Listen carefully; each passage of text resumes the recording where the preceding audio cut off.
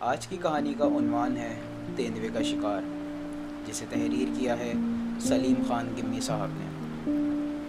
کہانی شروع کرنے سے پہلے اگر آپ نے ہمارا چینل ڈیجیٹل کتب خانہ سبسکرائب نہیں کیا تو اسے ضرور سبسکرائب کیجیے، اور ویڈیو پسند آنے کی صورت میں اسے لائک اور شیئر ضرور کیجیے۔ جب وہ شکار کھیلنے کے لیے بھارت گیا، اس وقت مراد خان پاکستان کا سب سے بڑا شکاری تھا۔ وہ گوادر کے ساحلی علاقے سے لے کر شکر گڑھ کے پہاڑی علاقے تک ماہر شکاری کے طور پر مانا جاتا تھا۔ وہ شکار کھیلنے کے لیے بلوچستان اور ایران کی سرحد کے علاوہ سندھ اور راجستھان کی سرحد کے ساتھ ساتھ بھی شکار کھیلا کرتا تھا، اور ایران اور راجستھان کے کئی نامور شکاری اسے جانتے تھے۔ ایک دو بار اسے بلتستان بھی بلوایا گیا تھا اور اس نے وہاں برفانی چیتے کا شکار کیا تھا۔ گوادر کے بھیڑیے کے شکار کے وقت بھی میں اس کے ساتھ تھا۔ ہاں، یاد آیا، جب شکر گڑھ کے جنگلی علاقے سے نکل کر سوروں نے آبادی پر حملہ کیا تھا تو مراد خان نے ان کو مار بھگایا تھا۔ میں تب بھی اس کے ساتھ تھا، لیکن جب سرحد پار جین پور پر اس پر تیندوے نے حملہ کیا اور اس کا بایاں بازو ہاتھ سمیت چبا ڈالا تو اس وقت میں اس کے ساتھ نہ تھا۔ وجہ یہ تھی کہ وہ مجھ سے مشورہ کیے بغیر سرحد پار کر کے بھارتی پنجاب چلا گیا تھا۔ سچ ہے، شکار کا شوق جنون کی حد چھونے لگے تو پھر عقل کام نہیں کرتی۔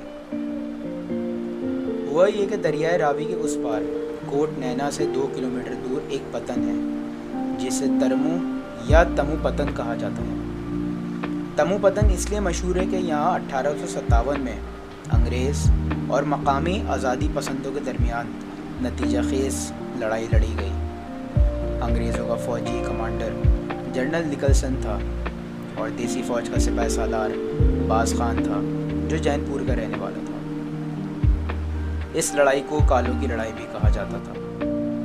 سن 1947 میں پاکستان قائم ہوا تو تمو پتن کی اہمیت ختم ہو گئی، کیونکہ دریائے راوی کے اس پار بھارت قائم ہوا اور ہماری طرف راوی کنارے پاکستان۔ اب پاکستانی سرحد پر آخری قصبہ کوٹ نینا ہے جو دریائے راوی کے دائیں کنارے پر تمو پتن کے بالکل سامنے ہے۔ بیچ میں دریائے راوی سرحد کا کام دیتا ہے۔ مراد خان کوٹ نینا سے شمال کی طرف کشتی کے ذریعے راوی پار کر کے تمو پتن کے قریب جین پور پہنچا تھا۔ یہ وہی گاؤں ہے جہاں 1857 میں دیسی لشکر کا سپاہی سالار باز خان جنرل نکلسن کی فوج سے لڑتا ہوا شہید ہوا تھا۔ تب یہ گاؤں پٹھانوں کا تھا، اب سکھ آباد کاروں اور پناہ گزینوں کا ہے۔ سکھوں نے مراد خان شکاری کی شہرت سن کر اسے سرحد پار سے بلوا لیا تھا۔ مراد خان کو سرحد پار کر کے بھارت کے علاقے میں نہیں جانا چاہیے تھا، لیکن اس کے ایک دوست شکاری کرپال سنگھ کے بوڑھے والد شمشیر سنگھ نے درخواست کی تھی کہ وہ جنگلی تیندوے کا شکار کرے، کیونکہ تیندوے نے اس کے بیٹے کرپال سنگھ کو جان سے مار ڈالا تھا۔ کرپال سنگھ کے والد نے رو رو کر اپنے بیٹے کی موت کا حال مراد خان کو سنایا تو اس کا دل بسیج گیا۔ اس کے علاوہ کرپال سنگھ مراد خان کا بھی دوست تھا، کیونکہ اجازت ملنے پر دونوں پاکستان اور بھارت کی سرحد پر سرحدی جنگل میں مل کر شکار کرتے تھے۔ پہلے یہ بتانا بہت ضروری ہے کہ پاکستان سے پہلے ضلع گورداسپور کی 4 تحصیلیں تھیں: گورداسپور، پٹھان کوٹ، بٹالہ اور شکر گڑھ۔ سن 1857 میں لندن سے جو جج پنجاب کو بھارتی پنجاب اور پاکستانی پنجاب میں تقسیم کرنے کے لیے آیا تھا، اس کا نام ریڈ کلف تھا۔ اس نے جو فیصلہ دیا اس کو ریڈ کلف ایوارڈ کہتے ہیں۔ اس فیصلے نے یا ایوارڈ کے مطابق گورداسپور، پٹھان کوٹ اور بٹالہ کی تحصیلیں بھارتی پنجاب میں شامل کر دی گئیں، اور تحصیل شکر گڑھ پاکستانی پنجاب کا حصہ بن گئی۔ یہ فیصلہ غلط اس لیے تھا کہ ضلع گورداسپور میں مسلمانوں کی اکثریت تھی۔ ہندو اور سکھ مسلمانوں کے مقابلے میں کم تھے، مگر انگریزوں نے انصاف کا ساتھ نہ دیا، بلکہ انہوں نے انڈین نیشنل کانگریس کا ساتھ دیا اور ضلع گورداسپور کی 3 تحصیلیں انڈین نیشنل کانگریس کی جھولی میں ڈال دیں۔ مراد خان جین پور کا رہنے والا تھا۔ سن 1947 میں راوی پار کر کے میر پور میں آ کر بس گیا۔ کرپال سنگھ کے والد نے مراد خان کو بتایا تھا کہ دریائے راوی کے بائیں کنارے تمو پتن کے ساتھ ساتھ جتنے گاؤں ہیں वहाँ की आबादी दिन को खेतों में जाते हुए डरती है और रात को सो नहीं सकती। क्या एक तेंदुआ सारे इलाके के लिए दहशत की अलामत बन गया है? मुराद खान ने बूढ़े सिंह से पूछा। हाँ बेटे, दरअसल वो तेंदुआ नहीं भला है हमारे लिए। कौन कौन से देहात उसकी जद में है? बकरू, मराड़ा, काना, जैनपुर, फरीदपुर, ठाकुरपुर, सरी रामपुर, मिर्ज़ापुर और ओगरा। ये तो बाबा 10 गांव हुए। भला एक तेंदुआ 10 देहात के लोगों को क्यों कर परेशान कर सकता है? तो फिर यूं होगा कि एक तेंदुआ ना हो, कई और होंगे। लेकिन मुझे बताया गया है कि मेरे बेटे कृपाल सिंह को सिर्फ एक तेंदुए ने जान से मार डाला था। बाबा, कृपाल सिंह मेरा दोस्त था। हमने कई बार इकट्ठे शिकार खेला। एक बार हमने मिलकर एक चीते को जलाला शरीफ के जंगल में हलाक किया था। मैं जानता हूँ, मेरा बेटा आपकी बहुत तारीफ़ करता था। इसे तो आपकी दोस्ती पर फ़ख्र था। इससे पहले तो तेंदुए ने किसी और को हलाक नहीं किया था बाबा। नहीं बेटा, इसने पहले 2 आदमी मारे थे। कौन थे वो? एक तो था भपकरू का हिंदू बर्जलाल, जो हमारे गांव जैनपुर में दुकान करता था। वो शाम को अपने गांव जा रहा था कि तेंदुए ने हमला कर उसे मार डाला और फिर उसका गोश्त रात भर खाता रहा। सुबह हुई तो रावी किनारे जंगल में कहीं गुम हो गया। किसी ने उसका पीछा नहीं किया? कृपाल सिंह ने किया था, लेकिन आमना सामना नहीं हुआ। फिर कृपाल सिंह अपनी खाला के पास 10 दिन के लिए कपूरथला चला गया। वापस आया तो उसके साथ एक शिकारी था। भला सा नाम था उसका, हाँ, ध्यान सिंह। ध्यान सिंह और कृपाल सिंह ने तेंदुए को शिकार की तलाश किया था।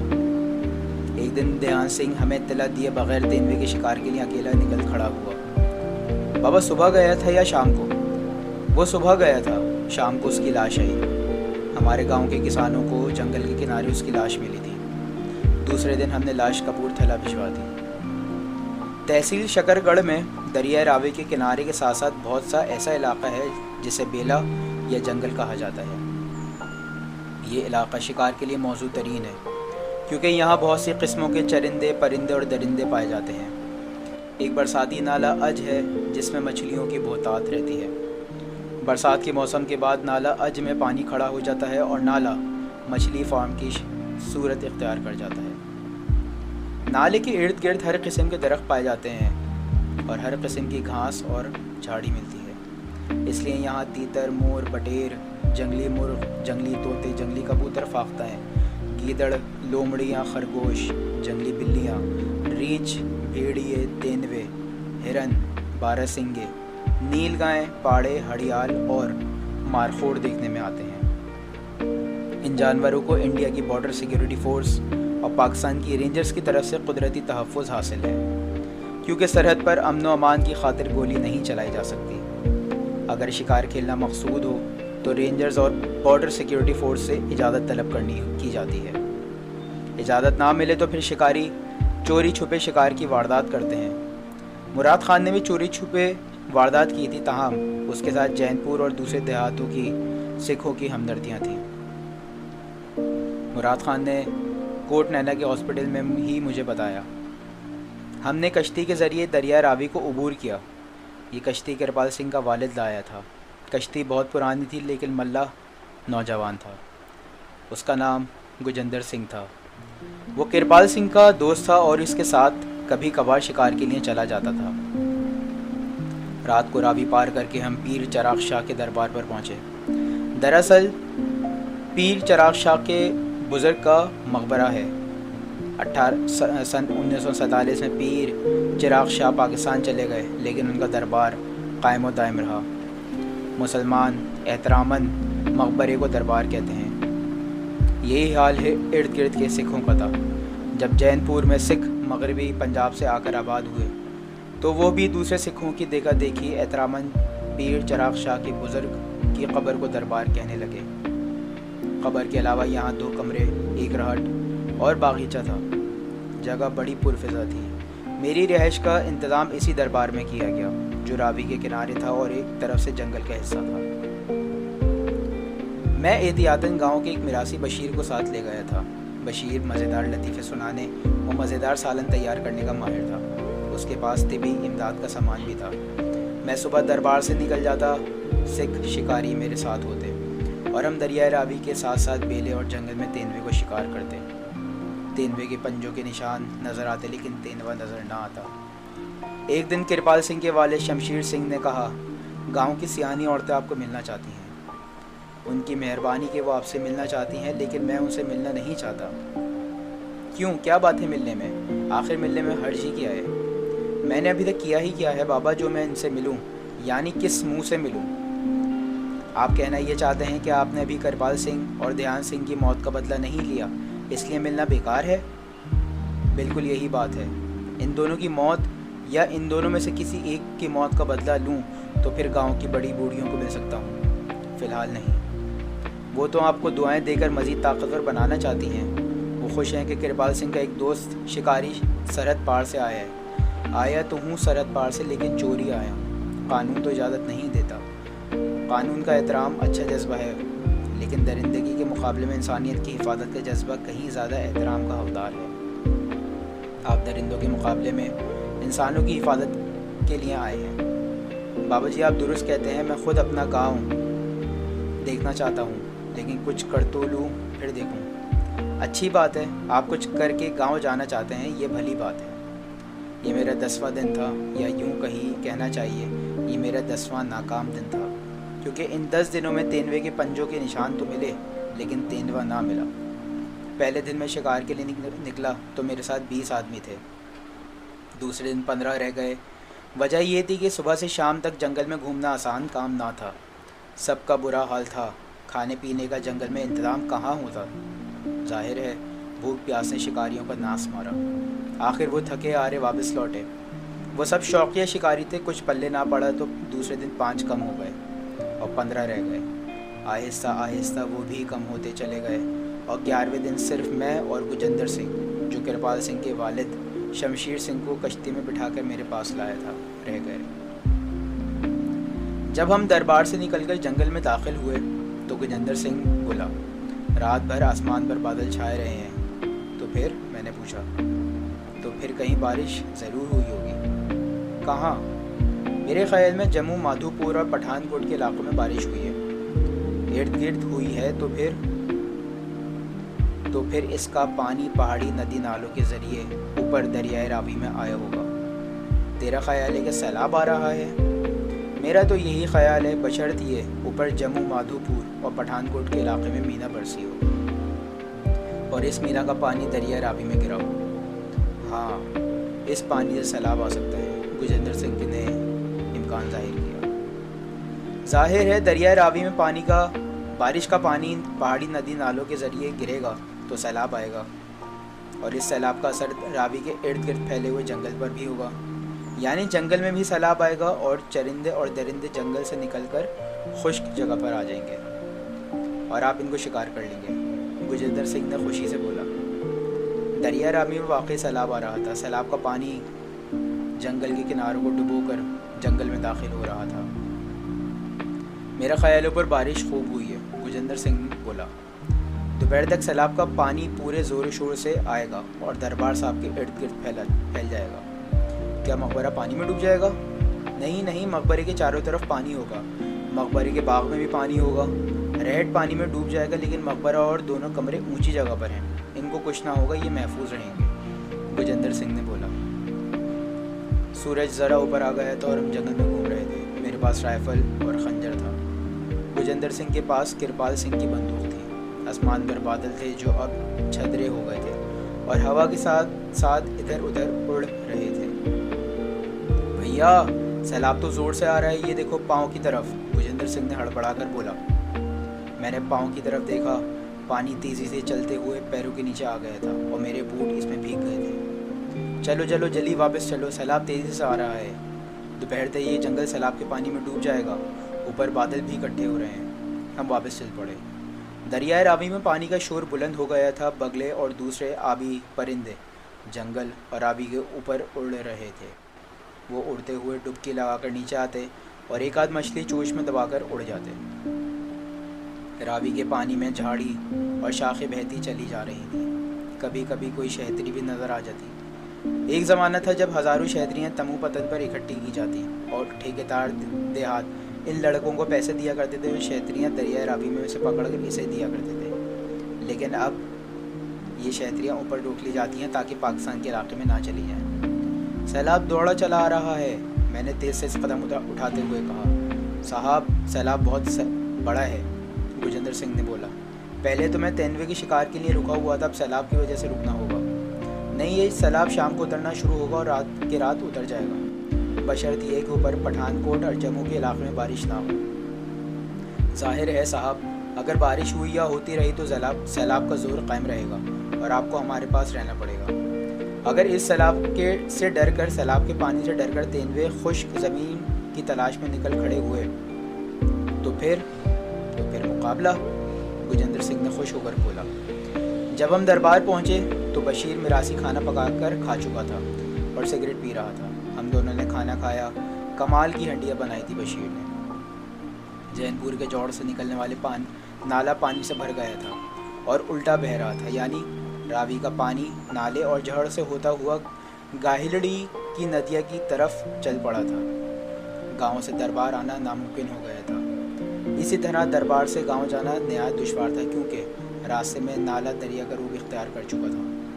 ہم 3 آدمی سیلاب اور جنگل میں بالکل الگ تھلگ ہو کر رہ گئے تھے. بشیر نے دریائے راوی کے سیلاب کی گونج سے ڈر کر کہا, ایسا نہ ہو سیلاب ہمیں بہا کر لے جائے. نہیں, ایسا نہیں ہوگا, گجندر سنگھ نے کہا. کیوں نہیں ہوگا گیدڑ سنگھ جی؟ میرا نام گیدڑ سنگھ نہیں ہے, گجندر سنگھ ہے, اور سیلاب دریا پر اس لیے نہیں چڑھے گا کہ آج تک نہیں چڑھا. آخر کیوں نہیں چڑھا؟ جو فقیر یہاں دفن ہے اس کی عزت کی خاطر اوپر نہیں چڑھتا, بس پیر چھو کر پلٹ جاتا ہے, گجندر سنگھ نے عقیدت سے کہا. میں دریائے راوی میں سیلاب سے اٹھنے والی موجیں دیکھنا چاہتا ہوں اور چھت پر جا رہا ہوں. بشیر یہ کہہ کر چھت پر چڑھنے لگا. میں دوسرے کمرے میں ریس سے کرپال سنگھ کی بندوق مانج رہا تھا. یہ کہہ کر گجندر سنگھ ساتھ والے کمرے میں چلا گیا. دونوں کمرے ساتھ تھے لیکن دونوں کے درمیان دیوار تھی. دیوار میں 24 کھڑکی تھی. کمروں کے سامنے چھوٹے چھوٹے آنگن تھے. ہر آنگن کو 4 دیواری نے محیط کر رکھا تھا, گویا ہر کمرہ اپنے طور پر مکمل گھر تھا. اچانک کمرے کی چھت سے ڈری ہوئی سہمی ہوئی چیخ ابھری. میں بھاگ کر آنگن میں آیا. یہ بشیر تھا. اس کا گلا خشک ہو گیا تھا اور وہ ہاتھ سے دوسرے آنگن کی طرف اشارہ کر رہا تھا. اشارہ پا کر میں لپکا تو مجھے گجندر سنگھ کی چیخ سنائی دی. مر گیا کہہ کر وہ چلایا. میں نے دیوار کی کھڑکی کھولی اور دیکھا گجندر سنگھ کے ہاتھ میں برچھی تھی اور وہ برچھی کے ذریعے اپنے آپ کو بچانے کی کوشش کر رہا تھا, لیکن وہ بے بس تھا کیونکہ وہ اکیلا تھا اور تیندوے 2 تھے. ایک اکیلا 2-11 والا معاملہ تھا. تیندوے باری باری غراتے اور گجندر سنگھ پر باری باری حملہ کرتے. گجندر سنگھ چیخ رہا تھا, چلا رہا تھا, پیچھے ہٹ رہا تھا اور برچھی سے اپنے آپ کو بچا بھی رہا تھا. میں نے جلدی سے رائفل اٹھائی, کھڑکی کے سامنے کھڑے ہو کر شست باندھ لی, لیکن دونوں تیندوے بجلی کی تیزی سے جھپٹے اور انہوں نے آن کی آن میں گجندر سنگھ کی تکہ بوٹی کر ڈالی. میری پہلی 2 گولیاں ضائع ہوئیں لیکن اس کے بعد جو گولیاں چلیں خطا نہ گئیں. دونوں تیندوے گجندر سنگھ کی طرح ہلاک ہو گئے. بشیر چھت پر کھڑا زور سے چلا رہا تھا اور مجھے پکارا. میں نے اس کی طرف دیکھا اور اس نے میرے آنگن کی طرف اشارہ کیا. کیا دیکھتا ہوں, دروازے میں تیسرا تیندوا کھڑا غرا رہا تھا اور مجھے قہر بری نظروں سے دیکھ رہا تھا. میری تو جان ہی نکل گئی. میں نے رائفل سے فائر کرنا چاہا لیکن رائفل خالی تھی. ساری گولیاں تو گجندر سنگھ کو بچانے کے لیے صرف 2 تیندووں پر صرف ہو چکی تھیں. میں بھی پریشان ہی تھا کہ پوری طرح سے سوچ بھی نہیں پایا تھا کہ تیندوا غرایا اور جست لگا کر میرے اوپر کود پڑا. میں کھڑکی کے سامنے کھڑا تھا اور پورے زور سے جست لگا کر مجھ پر لپکا تھا, مگر میں بیٹھ گیا اور اسی زور سے کھڑکی میں سے کود کر دوسرے آنگن میں جا گرا. اس نے اپنے 2 ساتھیوں کو خون میں لت پت دیکھا تو اور زیادہ غضبناک ہو کر غرایا اور گولی کی تیزی سے کھڑکی سے واپس کودا تاکہ وہ مجھے تلاش کر کے ہلاک کر سکے. اب وہ میرے آنگن میں تھا. وہ 2 بار کھڑکی میں سے کودا تھا. میں حیران تھا, یہ جنگل کا تیندوا ہے یا سرکس کا تیندوا. بہرحال اب طے تھا کہ گجندر سنگھ کی طرح میں بھی اگلے جہان پہنچ جاؤں. اس کا یقین تو مجھے اس لیے ہو گیا تھا کہ بشیر اب چیخنے کے بجائے زور زور سے رو رہا تھا. تیندوے نے اپنے دانت نکال کر اور گرج کر مجھ پر جست لگائی.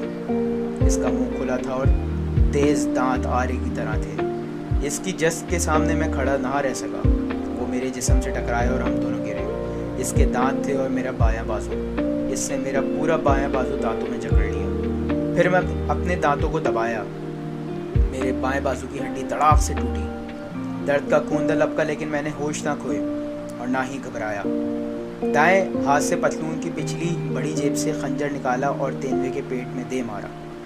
تیندوا درد سے بلبلایا اور اس کے دانت اور زیادہ شدت سے کام کرنے لگے۔ اس نے میرا بایاں بازو بری طرح چبا ڈالا تھا، لیکن میں نے حوصلہ نہ ہارا۔ اب کبھی تیندوا میرے اوپر تھا اور میں تیندوے کے اوپر۔ آخر میں پیدر پہ کام آئے اور تیندوا ٹھنڈا ہو گیا۔ بشیر طبی امداد کا سامان ساتھ لایا تھا۔ چھت سے اتر کر اس نے میری مرہم پٹی کی۔ رات مجھے دودھ میں دیسی گھی ڈال کر پلاتا رہا۔ دوسرے دن میں سویرے کرپال سنگھ کے والد کے پاس گیا۔ ان کو بتایا کہ 3 تیندوے اور شکاری بجندر سنگھ ہلاک ہو گئے ہیں۔ گاؤں کی عورتیں، مرد اور بچے آ کر ہم ہما ہو کر آئے۔ دربار پر میلہ سا لگ گیا۔ بوڑھی عورتوں نے دعائیں دی اور سکھ مردوں نے رقص کیا۔ شام کو کرپال سنگھ کا والد مجھے کشتی میں بٹھا کر راوی کنارے چھوڑ آیا اور میں وہاں سے چل کر ہاسپٹل آیا۔ بشیر میرے ساتھ تھا۔ یہ ہے میری رام کہانی، مگر مجھے ساری عمر افسوس رہے گا کہ میں نے اپنا گاؤں نہ دیکھا۔ مراد خان نے کہتے ہوئے آہ بھری اور پھر اس سے ہاتھ ملا کر واپس لوٹ آیا۔ امید کرتے ہیں آپ کو ڈیجیٹل کتب خانے کی یہ کہانی ضرور پسند آئی ہوگی۔ پسند آنے کی صورت میں اسے لائک اور سبسکرائب کیجیے اور شیئر کرنا نہ بھولیے۔ اگلی کہانی تک کے لیے